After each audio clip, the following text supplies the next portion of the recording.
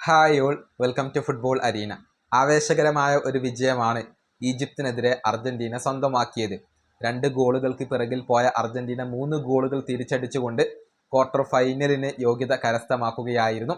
ഇനിയിപ്പോൾ അർജന്റീനയുടെ അടുത്ത എതിരാളികൾ സ്വിറ്റ്സർലൻഡാണ്. വരുന്ന ഞായറാഴ്ച രാവിലെയാണ് അർജന്റീനയും സ്വിറ്റ്സർലൻഡും തമ്മിലുള്ള മത്സരം നടക്കുക.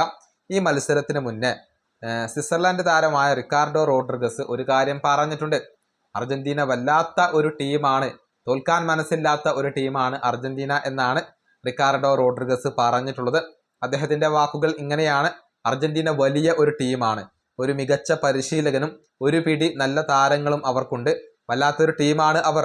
അവരുടെ കളിശൈലിയെക്കുറിച്ച് എനിക്കറിയാം, പക്ഷെ അതേക്കുറിച്ച് ഞാൻ കൂടുതൽ സംസാരിക്കാൻ ആഗ്രഹിക്കുന്നില്ല. അവർ മികച്ച ടീമാണ്. പോരാത്തതിന് ഏറ്റവും മികച്ച താരമായ മെസ്സി അവരുടെ കൂടെയുണ്ട്. ഇതാണ് റിക്കാർഡോ റോഡ്രിഗസ് പറഞ്ഞിട്ടുള്ളത്. അർജന്റീനയെ നല്ല രൂപത്തിൽ ഇപ്പോൾ ഈ സ്വിറ്റ്സർലൻഡ് താരം ബഹുമാനിക്കുന്നുണ്ട്, ഭയക്കുന്നുണ്ട് എന്ന് തന്നെ പറയേണ്ടി വരും. കഴിഞ്ഞ 2 മത്സരങ്ങളിലും അർജന്റീന ഒരൽപ്പം ബുദ്ധിമുട്ട് അനുഭവിച്ചുകൊണ്ടാണ് വിജയിച്ച് കയറിയത്. പക്ഷെ അവരുടെ ആ ഒരു ചാമ്പ്യൻ മെന്റാലിറ്റി അത് എടുത്തു പറയേണ്ട ഒന്ന് തന്നെയാണ്. എന്തൊക്കെ സംഭവിച്ചാലും തോൽക്കാൻ മനസ്സില്ലാതെയാണ് അർജന്റീൻ താരങ്ങൾ കളിക്കുന്നത്.